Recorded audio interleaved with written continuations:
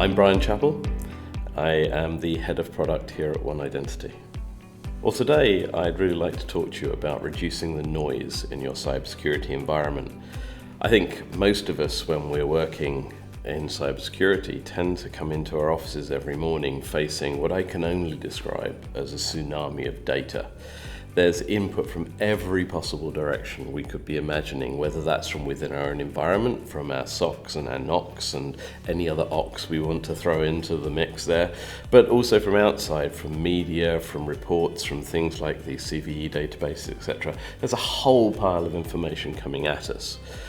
And that can be overwhelming in many ways, and what we need to be doing in as much as we can is filtering through that data to get the really important pieces that we need to actually take action for. Among those things, we'll be obviously looking for things like breaches and attacks that have actually happened. But in most environments, that's incredibly hard to do, because while we may have the great SIEMs, while we may have great logging environments, we may have great dashboards, we are trying to sieve out from all of the information the legitimate activities that people within our organizations are doing, from the potentially damaging, from the malicious acts that often are coming from outside, but can sometimes also be within the inside of our environment. That leaves us with some significant challenges in how we address that, and many organizations run towards the shiny, the exciting, the latest goodness that's out there, where organizations are claiming to deliver some kind of silver bullet for you that's actually going to help you solve all of your ills and woes and possibly make the coffee too. And that is just simply not a reality. There is no silver bullet, there is no easy answer to this. It's often about focusing on what's often not seen as the more exciting side of things. It's about getting the foundational pieces correct. Now, I had a scenario some years ago when I was in Dubai for a CISO conference, and that conference, I was staying in a hotel, very high floor, looking out across the desert. And so over a number of days, you get up, you open the curtain, you look out across the sand dunes, and you kind of go, well, that's the same desert there was yesterday. But the reality of the situation is that every one of those dunes has moved slightly. It's in fact an entirely different desert every time you look out into that space.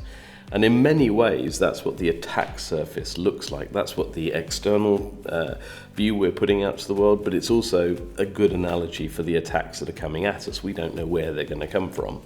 So if we go out and we build the most beautiful edifice in the sand, we're going to find the sand moves under it and it falls over and we get breached. What we need to do is we need to do a little like switching metaphors, a little like an oil rig in the sea that has these deep piles that anchor it, even in something that moves as vividly as the sea. Or if you've ever been to London and seen the Shard on the banks of the Thames, that's sitting on a clay bank, and that has, I think it's something like 180 plus columns which are sunk down into the clay. But together, if you think they're like a comb and they anchor it, that thing does not move. And that's just so appropriate when we're thinking about the foundations of cybersecurity. They may be dull grey concrete columns, but they anchor the edifice that we build on top. That's where we get our beauty. That's where we're building our organization. And some of those things include, vulnerability management, which is often an overlooked area, especially today. It's a little like antivirus. Everyone thinks it's commodity and they get into these things. But I still have discussions with organizations who are focused on the severity of the vulnerabilities, or focused on the CVSS score, the Common Vulnerability Scoring Scheme value. Starts at 10, goes down to 0. The severity goes from critical down to informational. But what we really want to focus on is the vulnerabilities that have known exploits in the world, because that's where the scripts are, that's where the tools are, that's where the hacking as a service exists. So that is primarily where you're going to get breached, and there's a really old statistic that I've not managed to get a better one for since, and this was that I think it was around 2011, Gartner said that 98% of successful attacks were the result of well-known and entirely preventable vulnerabilities. Now, Verizon in their great DBIR kind of reflected this, and I think 2016 it had dropped to something like 95 or maybe 94%. So not really doing a very good job in securing that side of our environment. So for me, that's one of the foundational areas we need to get our arms around. We need to have vulnerability sorted, because when somebody manages to get onto your infrastructure, it's usually through a vulnerability. That could be technological, as we're talking about here. It could also be a human vulnerability, like a phishing attack or something like that. But getting onto a machine is the first step. They're unlikely to land where they need to land. They'll want to move laterally across the network, and for that they'll need privileges, and invariably for that they'll need some kind of vulnerability to gain them. So you can see how it's a very foundational element. The attack chain tends to follow a very simple premise of vulnerability, privilege, and move laterally until you get to what you found exciting, and then you do one of three things.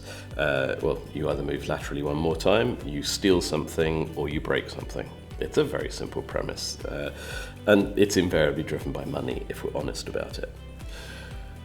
So vulnerability management is great, but once you're on the box, there are other things we need to think about. So I've gotten onto a laptop, and I'm going to be looking around to try and find some privilege. You've dealt with vulnerabilities, there's nothing I can do there. So I'll probably start looking for some configuration errors that you might have made. So configuration management is a heavily overlooked area again.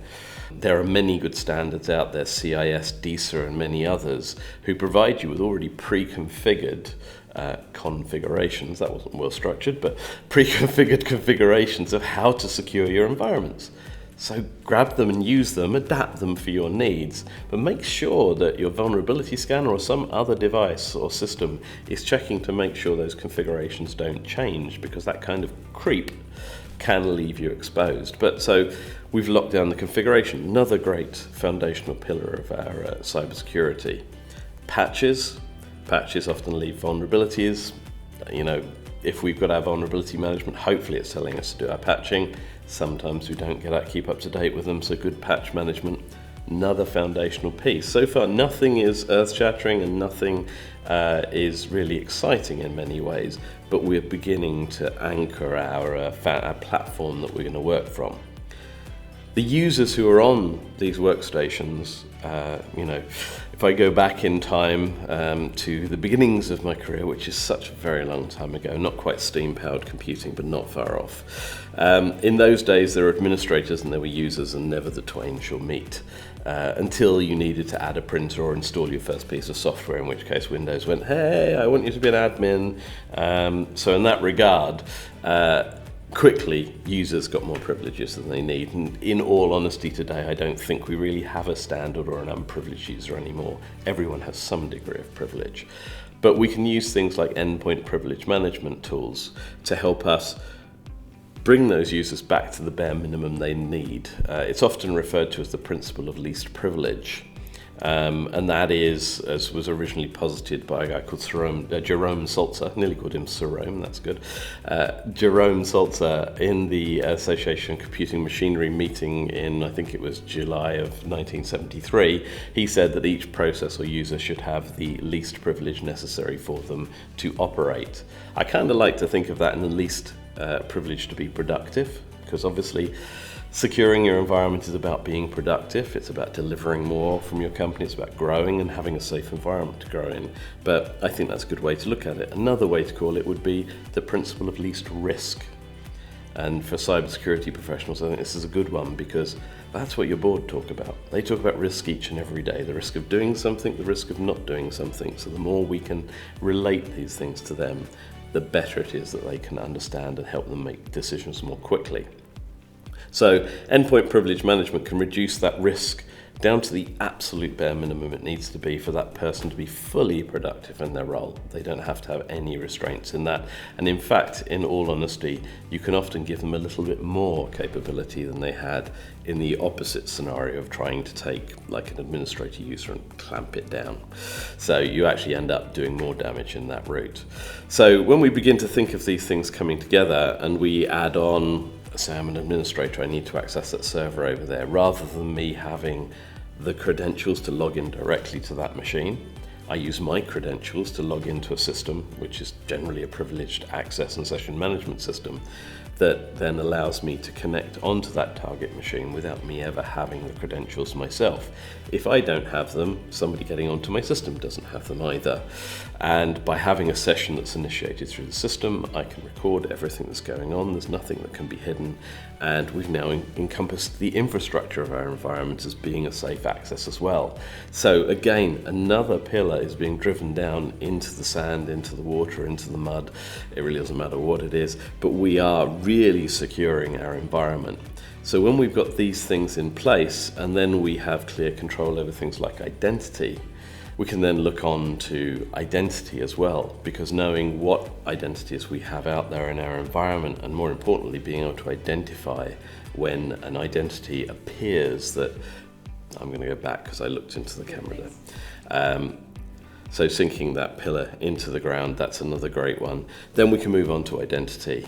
And being able to create identities and manage those identities and the entitlements they have out in the environment, plus being able to quickly, clearly and easily identify any identities created that we didn't create, is vitally important. You know, those kind of clarities that we're going through help us ensure that we're securing our environment. And if we kind of go back across everything we've been talking about in this regard, you'll begin to see that what we've done at each point is we've taken away the implicit capabilities in the environment and we've replaced them with very explicit privileges or permissions. When we think about that in terms of, say, like the administrator on Windows, I can say, unfortunately, I do remember Windows 2, so I've been with Windows for a long, long while, and even I can't tell you everything an administrator could potentially do on a system.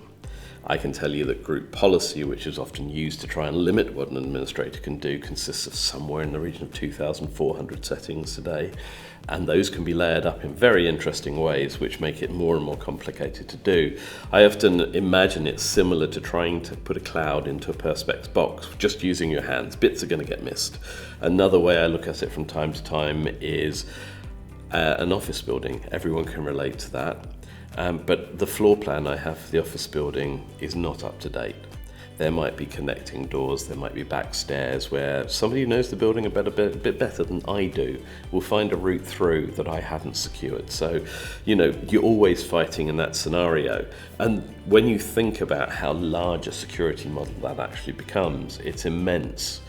For some years I worked with a large pharmaceutical and they have around 110,000 people in their organization.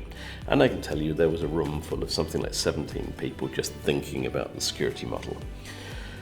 It's not good if you can't get it in one head, because when something bad happens, those 17 people have to have a conference to think about what they should do next. When we move to implicit privileges, we actually simplify the security model. It's no longer what can't Brian do, it's what can Brian do, and rather than Brian can't do 2,375 out of the 2,400 things, Brian can do 25 things. I unfortunately do remember Windows 2. I am that old, and even though I've been around Windows for that long, I couldn't tell you everything an administrator can do. There are around 2,500 settings in group policy, which is often used to try and restrict what an administrator can do, but those can be layered in all sorts of interesting ways, and it is a little bit like trying to gather up a cloud and put it into a box with just your hands. There's always going to be mist on the outside. Or another example of using an office building as a good example, you know, you want to close your windows and doors. I really just want to make sure that when you come through the front door, only the route you need to get to your desk and do your work is open for you. But my floor plan is not up to date. There are connecting doors, there are back stairs, there are ways for the smart person to get around the defenses that I might put in place. And so when we think about what tends to happen then is you tend to have very implicit models. And then we moved towards explicit models. So we're going from, you can do everything, I'm going to try and stop you, to you can only do this handful of things. And that then enables you to have very tight control over what's happening, but at the same time with products like endpoint privilege management, you are also enabling everyone to be fully productive in what they're doing. So again, as these things begin to come together, everything we do as we step through those foundational elements is simplifying the security model.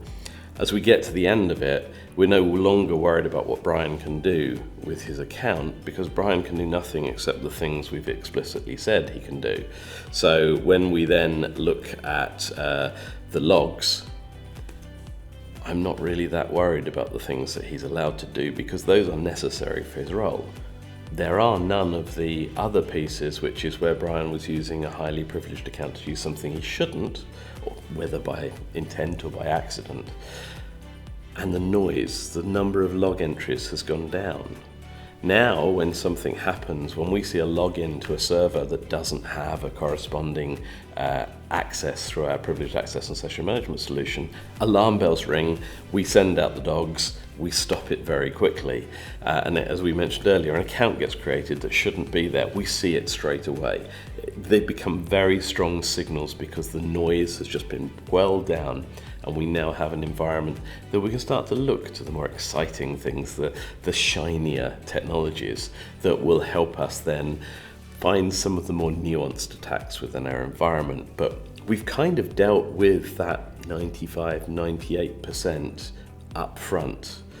And in many ways, for me, this is not a scenario of actually reducing the number of people we need in our teams. It's about enabling them to have the space to actually do what we hired them for in the first place, which is to look forward to the future attack, to ensure that we can move forwards in a safe way.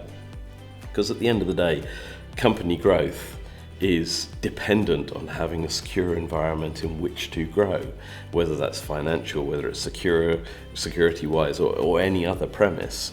It's about making sure we feel confident to take those educated guesses, reasonable risks in stepping forwards, because we know we have a stable platform on which we're walking. So that's for me why this idea of the foundational cybersecurity, why it's so fundamentally important to everything we do when we're thinking about a cybersecurity strategy, and when we're thinking about how we can enable our company to be the ones still stepping forwards while others might be suffering with a breach.